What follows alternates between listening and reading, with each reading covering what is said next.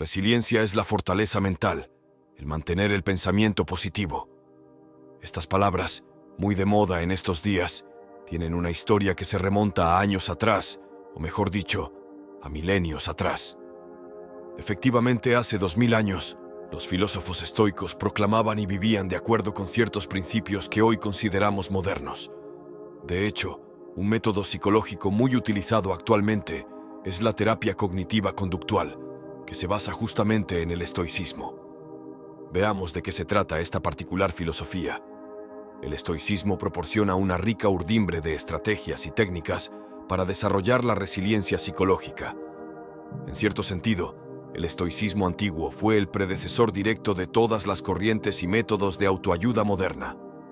Las ideas y técnicas de los antiguos estoicos han inspirado muchos enfoques actuales tanto para el desarrollo personal como para la terapia psicológica. En general, se acepta que la psicoterapia moderna que más se asemeja a los remedios estoicos antiguos para los problemas emocionales es, como se dijo, la terapia cognitiva conductual y su precursora, la terapia racional emotiva conductual. Ambos métodos se enfocan en resolver problemas emocionales y conductuales mediante un modelo de intervención filosófico y empírico. Volviendo al estoicismo, mucha gente asocia esta palabra con un comportamiento robótico y frío, en el que las emociones brillan por su ausencia. Nada más alejado de la realidad. Los estoicos proponían excelentes herramientas para ayudar a combatir los sentimientos negativos y estimular comportamientos positivos. En general, cuando los estados emocionales negativos se tratan eficazmente, uno tiene más tiempo para dedicarse a los sentimientos positivos.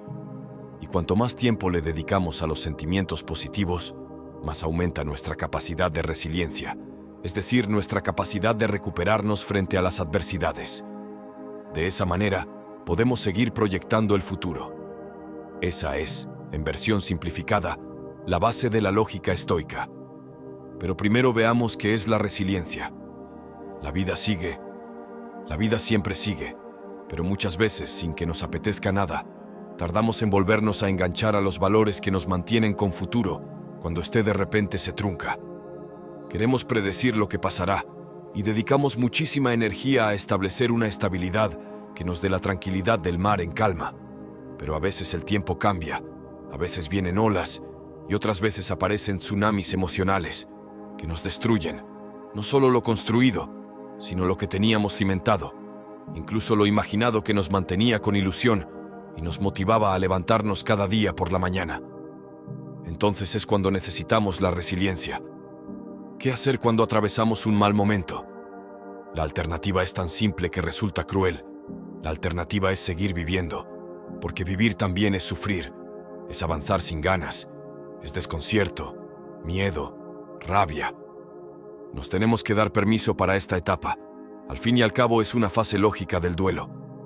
La sociedad nos llena el plan de vida de un montón de premisas que debemos cumplir para ser feliz, y que además parece que si no lo hacemos, nos culpabilizan por elegir ser unos insatisfechos, como si el estado emocional pudiese programarse y mantener activo en modo alegría hasta que tú decides modificarlo. Por desgracia, esto no es así. En cuanto a cómo encaramos estos momentos de bajo ánimo, suceden muchas cosas diferentes. Algunas personas que creen en ello y por suerte su mar está en calma, pueden permitirse mirar otras lagunas, plantearse que pueden venir marejadas o algún temporal inesperado, o que ahora que el mar está tranquilo, es una pena no disfrutarlo teniendo a alguien más con quien estar, un trabajo mejor, una nariz más pequeña. Otros son deportistas de élite en esta disciplina. Continuamente sortean ola tras ola, sin tiempo para disfrutar la calma. Simplemente se ocupan de solventar todo lo que llega sin prestar atención a nada, y al menos mientras dura esa etapa tan ajetreada, no sienten demasiado el malestar, que sin embargo notan después como una resaca física y emocional, proporcional a la vorágine en la que ha estado inmersa. Otras personas se acostumbran a vivir con malestar, pero con la sensación permanente de ser responsables. Esto les tranquiliza, les da al menos sensación de control, pero el mar tampoco puede controlarse como si se tratase de la piscina de casa, así que de manera inesperada, sin merecerlo, sin predecirlo, nos destroza la vida un temporal y... ¿qué hago después? Esta es la más complicada de las situaciones, en las que el dolor es tan intenso que todo a tu alrededor pasa a un segundo plano, en el que cualquier comentario quejoso por algo que a ti te resulta una banalidad te ofende y te sumerge en el silencio de la incomprensión y de la tristeza. Se suele decir que los dolores más amargos son íntimos. Duelen tanto que no queremos exponernos a la doble victimización de la incomprensión y callamos, oyendo como un ruido molesto las grandes dificultades que encuentran otros a su día a día y que tú darías demasiado por intercambiar. En ese momento en el que llegas a la conclusión que una sola frase tuya, un titular de tus desgracias, minimizaría por completo sus problemas, te cargas de ira y lo gritarías, para decidir optar de nuevo por el silencio. No compensa, al final no compensa. Y es ahí cuando necesitamos herramientas para poder salir del atolladero. La herramienta clave es la resiliencia, una aptitud que se puede mejorar y que nos impulsa a ser capaces de salir bien parados de las situaciones más adversas. La tristeza y la depresión son dos conceptos distintos y a la vez con múltiples puntos en común. Dos ideas que se suelen malinterpretar y confundir demasiado a menudo. Se trata de la tristeza y la depresión, dos términos que hoy nos proponemos aclarar y diferenciar de una vez por todas. Estas diferencias no solo se circunscriben a la expresión emocional de ambas sensaciones, sino que también tiene que ver con las causas psicológicas y psicofisiológicas que dan pie a cada una de ellas. Existe una confusión terrible entre ambos términos, tristeza y depresión. Vamos a definir ambos conceptos y aclarar las dudas recurrentes sobre sus semejanzas y diferencias. Los signos y síntomas que producen la depresión y la tristeza pueden ser complicados de diferenciar para una persona a pie, poco formada en el tema. Por suerte, los profesionales de la salud mental sabemos que, en base a un buen número de investigaciones científicas, existen ciertos signos y señales de distinta índole que nos permiten diferenciar entre estos dos estados. A modo de resumen, podemos explicar hasta 6 puntos básicos para saber cuándo estamos ante una persona triste o bien ante alguien que padece un trastorno depresivo. La depresión es una psicopatología en la que, por distintas causas y razones, la persona afectada manifiesta ciertos síntomas: tristeza, apatía, angustia, sentimientos de desesperanza. Es decir, que la tristeza es solo una de las facetas de la depresión. Mientras que la tristeza es un estado mental pasajero, las personas que sufren un cuadro depresivo están en una situación crónica de malestar y desazón. Para ser diagnosticada con depresión, una persona debe estar por lo menos 6 meses con este tipo de cuadros sintomatológicos. Otra de las diferencias entre la tristeza y la depresión tiene que ver con la temporalidad. El sentimiento de tristeza es un estado psicológico relativamente habitual y que no es por sí mismo indicador de ningún trastorno mental. Es, sencillamente, la reacción psicológica ante algo que nos ha herido o ante unas circunstancias difíciles de las que nos parece complicado escapar. La aparición de la tristeza, donde el llanto es algo totalmente normal. La tristeza es una más de las emociones humanas, y no es mala ni nos debe preocupar en exceso que alguien esté triste durante unos días. Podemos estar tristes cuando perdemos a un familiar o a un amigo cercano. Podemos sentir tristeza cuando se nos trunca un plan, e incluso podemos sentirnos así sin motivo aparente, tal vez por un cambio hormonal o porque nos hemos levantado con un estado de ánimo bajo. Por tanto, una de las diferencias entre la tristeza y la depresión es que la primera es de esperar, mientras que pocas personas desarrollan depresión a lo largo de su vida.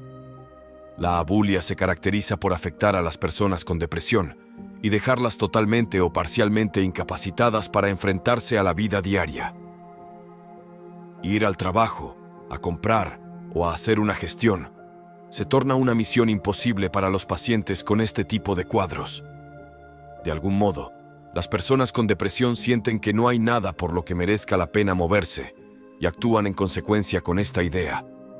Les falta iniciativa para lo más básico, desde peinarse hasta salir a la calle. La abulia y los distintos efectos en la conducta de las personas con depresión no es algo que escojan por sí mismas. La causa de estas manifestaciones conductuales se encuentra en el deterioro del sistema nervioso e inmunológico. La abulia puede ser común tanto en personas que están tristes como en personas con depresión. La diferencia se encuentra en que las personas depresivas presentan esta apatía durante semanas e incluso meses. En algunas ocasiones, la tristeza prolongada en el tiempo puede conducir a un caso de depresión. El deterioro progresivo en la calidad de vida de la persona afectada puede notarse porque se vuelve incapaz de hacer sus tareas cotidianas, se muestra afectado de forma frecuente y se ven muy limitados por su estado psicológico. Si esta situación perdura durante varios meses, es posible que la persona esté inmersa en el desarrollo de un cuadro depresivo. Así, la diferencia entre tristeza y depresión es, en parte, cuantitativa. Pero también hay una diferencia cualitativa.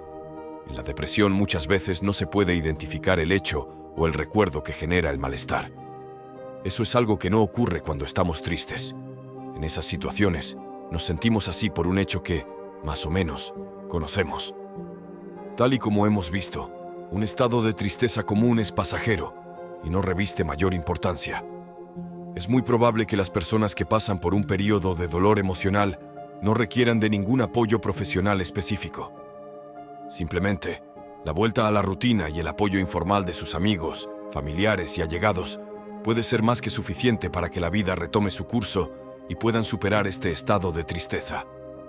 Lo más eficaz para desarrollar la resiliencia es adoptar una serie de hábitos y actitudes, además de establecer ciertas pautas de autodescubrimiento y algo muy importante, el empezar a relativizar.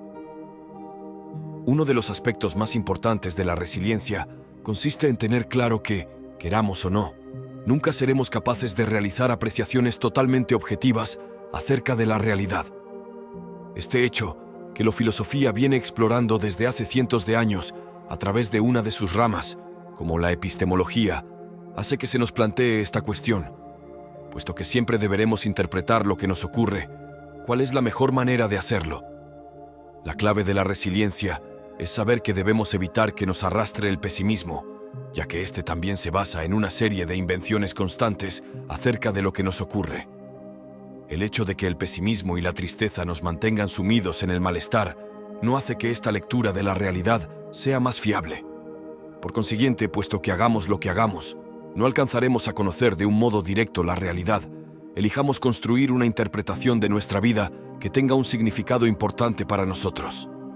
Es cuestión de elegir, en igualdad de condiciones, un relato vital que nos permita seguir avanzando. De esta habilidad, que requiere tiempo y práctica, nacerá la resiliencia, la cual nos servirá para empoderarnos y para estar un poco más cerca de esa felicidad por la que tanto hemos luchado. La resiliencia es la capacidad de afrontar la adversidad, saliendo fortalecido y alcanzando un estado de excelencia profesional y personal. Desde la neurociencia se considera que las personas más resilientes tienen mayor equilibrio emocional frente a las situaciones de estrés, soportando mejor la presión. Esto les permite una sensación de control frente a los acontecimientos y mayor capacidad para afrontar retos. La resiliencia es un concepto dinámico que tiene dos vertientes. Por un lado, la de soportar, sobreponerse a la adversidad. Por el otro, el de salir fortalecido después de la adversidad. Séneca decía que el mismo suelo que nos hace tropezar y lastimarnos nos sirve de apoyo para levantarnos y avanzar. La técnica que empleaban los estoicos para entrenar la resiliencia era el denominado praemeditatio malorum, es decir, anticiparse a la adversidad analizando las consecuencias de la misma. En el budismo también se emplean técnicas de inmunización ante la muerte y de tomar conciencia de la impermanencia de la existencia a través de la meditación sobre los procesos de corrupción del cuerpo que ocurren tras morir. Por el contrario, autores muy influidos por el estoicismo como Montaigne parece que propugnan lo contrario, pues afirman que la muerte es algo natural y acaecerá sin más trámite, que es muy fácil, mucho más que la vida en sí. De lo último hay que hacer una salvedad importante. Montaigne vivió un accidente ecuestre que prácticamente lo llevó a experimentar su propia muerte, aunque después lo superó. Esa vivencia única puede ser indudablemente una forma de inmunización más potente y duradera que la de imaginarla, y por eso, a él, no le resultaba necesaria dicha práctica. No obstante, hay que recalcar que la actitud final ante la muerte es la misma.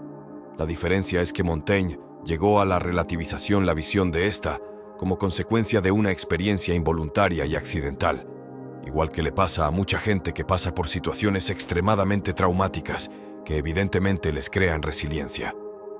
Para el resto, que afortunadamente no hemos tenido que pasar por esas experiencias, tal vez no nos quede más remedio que practicar con un sucedáneo mental.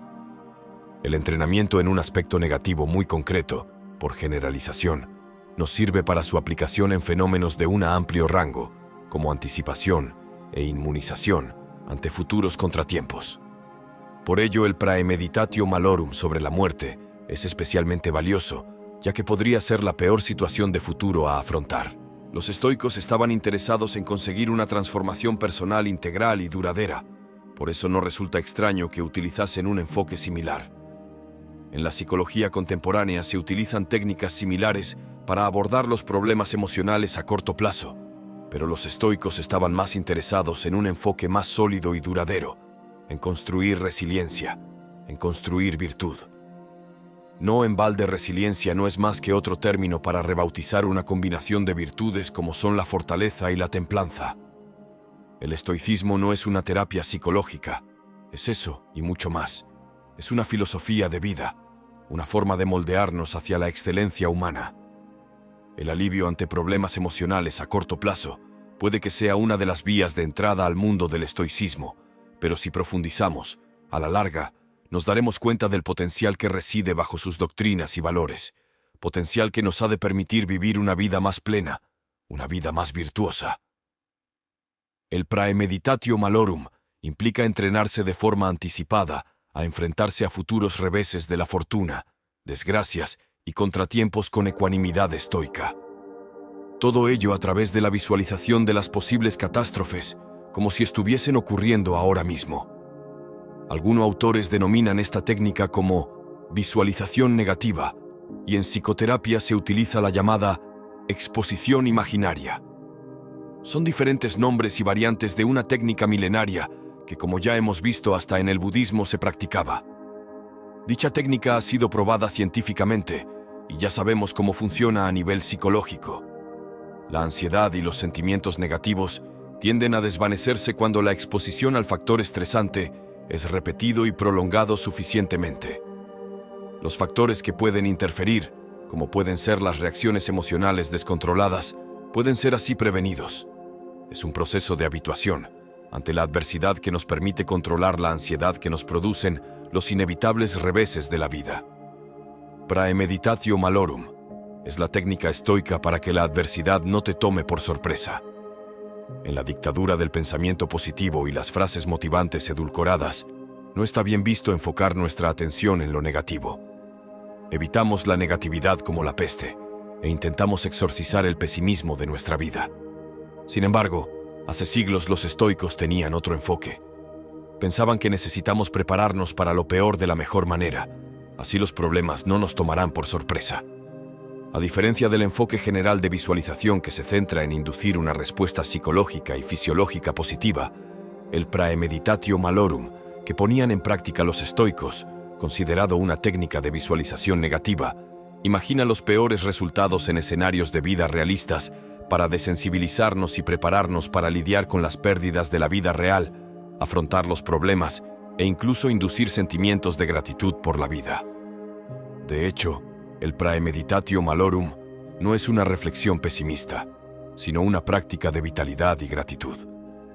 Su objetivo no es abrumarnos por las incontables desgracias que nos podrían acaecer, sino prepararnos para lidiar con ellas despojándolas del impacto de lo inesperado. Lo que busca realmente esta técnica es desarrollar una visión de la realidad tal y como es, sin edulcorar. La visualización negativa es un método que surgió con los filósofos cirenaicos, pero fue adoptado y popularizado por los filósofos estoicos.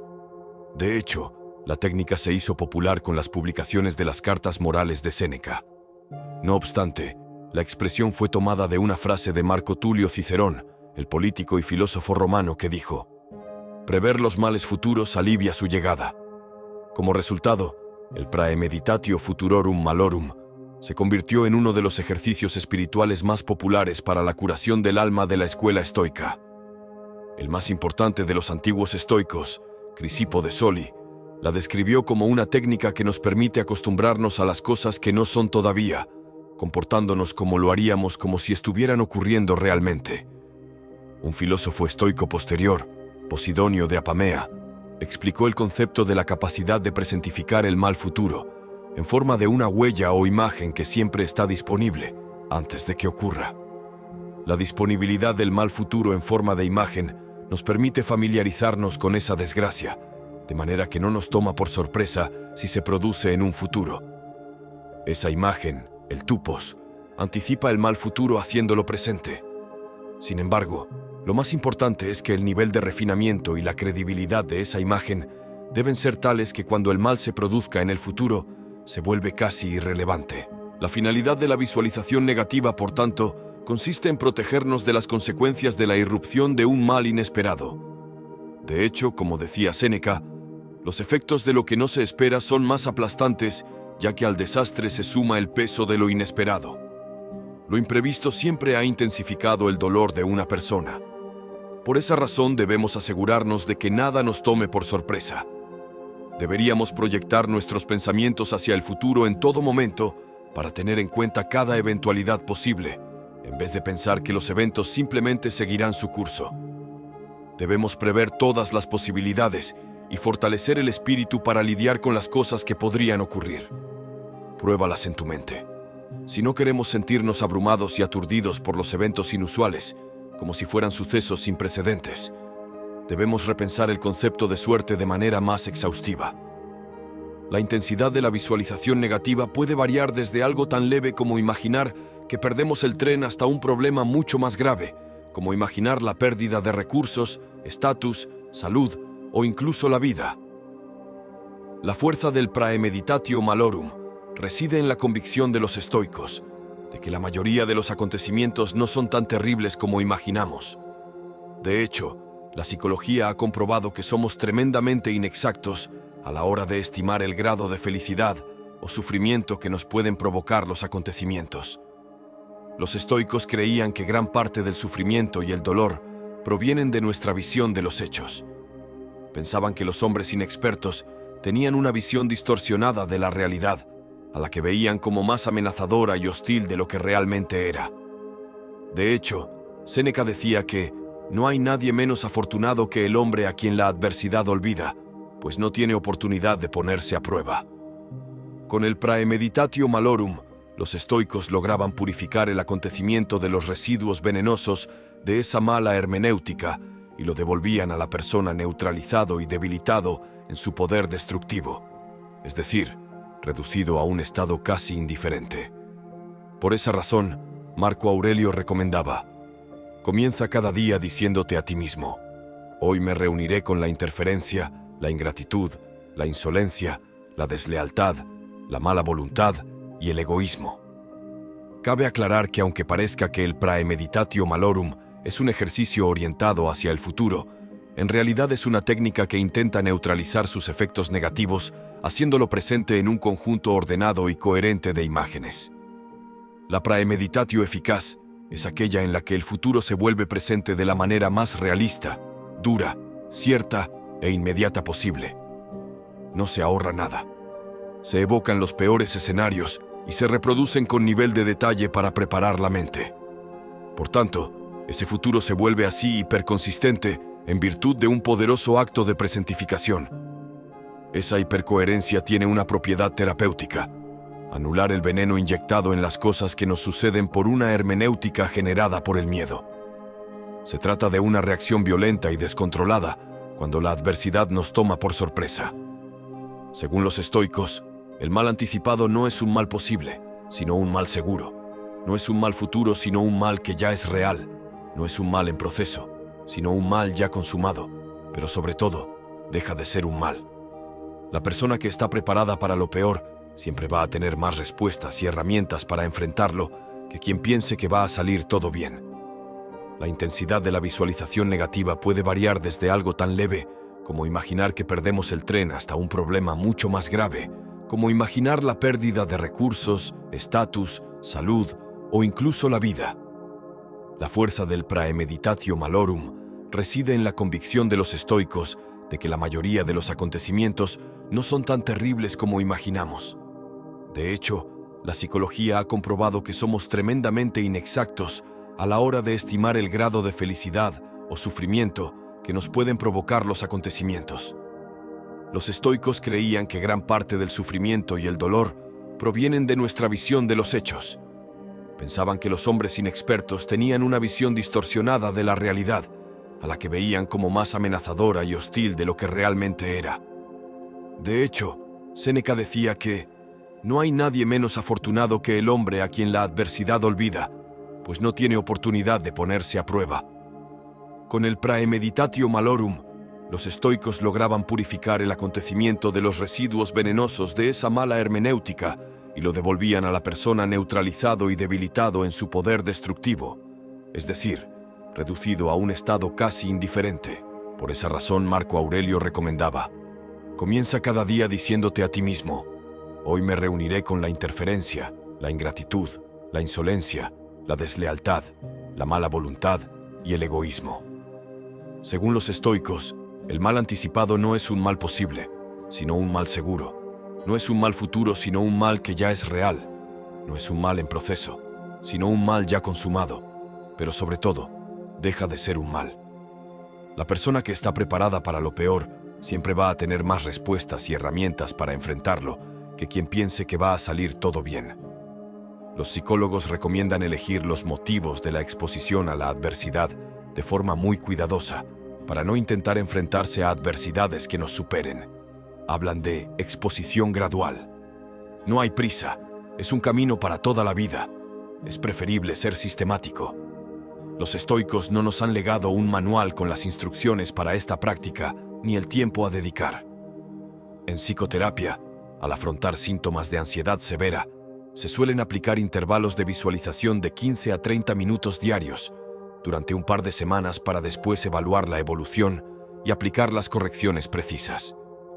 Normalmente, los psicoterapeutas intentan utilizar escalas subjetivas de, por ejemplo, porcentaje de intensidad de los sentimientos negativos, para que el paciente, con ayuda del terapeuta, pueda ir modulando la práctica y evitar, sobre todo, abandonarla antes de haber alcanzado un nivel determinado de bienestar o control de la ansiedad.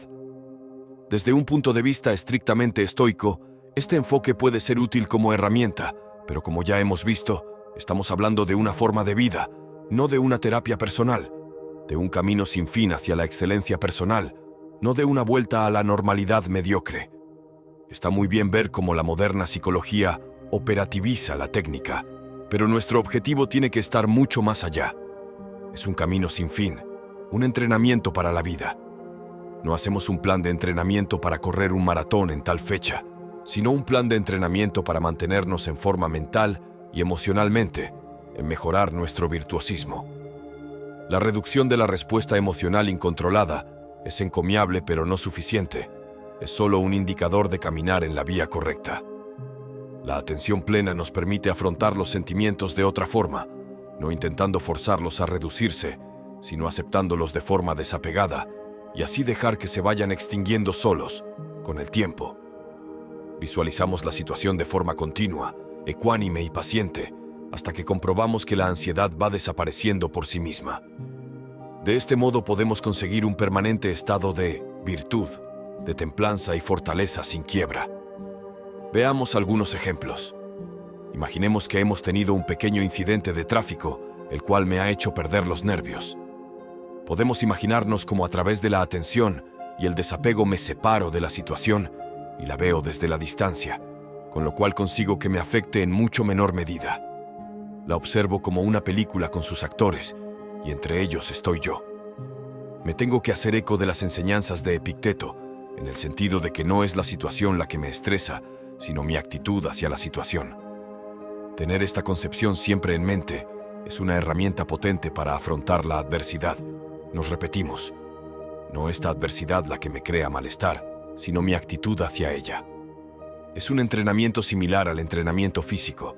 Cuanto más nos repetimos a nosotros mismos esta actitud, más fuertes y emocionalmente resilientes nos convertimos, más virtuosos. Si practicamos imaginariamente esta técnica, nos será mucho más fácil ante una situación real mantener una distancia cognitiva con ella. Es una forma de mindfulness, de atención plena. Ante una situación estresante, aprendo a observar mi reacción de forma desapegada. Observo cómo surgen pensamientos automáticos. No es necesario luchar contra los pensamientos, ni contra las emociones negativas. Solo tomando conciencia de ellas, aprendemos a distanciarnos y a no dejarnos arrastrar, con lo cual por sí mismos pierden fuerza y nos permiten el autocontrol sin necesidad de embarcarnos en una lucha interior ante la cual, probablemente, estaríamos condenados a perder. Por ello, es importante construirse un marco mental de valores y virtudes sólidos, ya que si tenemos ese marco y aprendemos a observar la realidad a través del mismo con conciencia, todo lo que sale del marco pierde fuerza.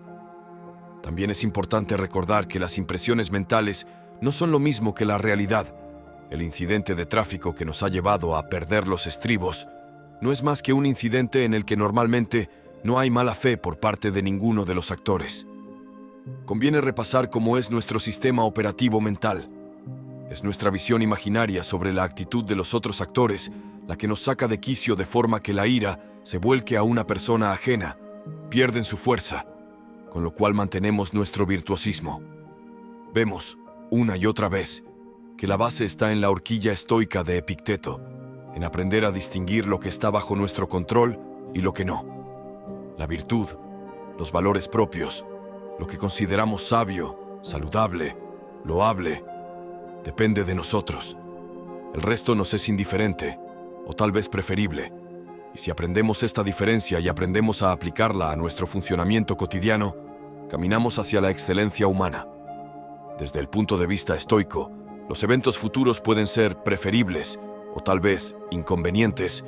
Solo nuestras acciones presentes pueden ser juzgadas como virtuosas o viciosas, buenas o malas, convenientes o inconvenientes. En la práctica de premeditación sobre la adversidad, lo que realmente hacemos es imaginarnos un evento futuro inconveniente o no preferible, como si estuviese acaeciendo ahora y le cambiamos de categoría convirtiéndolo en indiferente.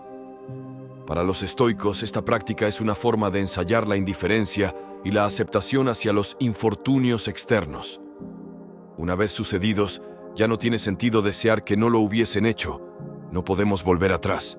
El reloj avanza inexorablemente e intentar ir en su contra es totalmente irracional y antifilosófico.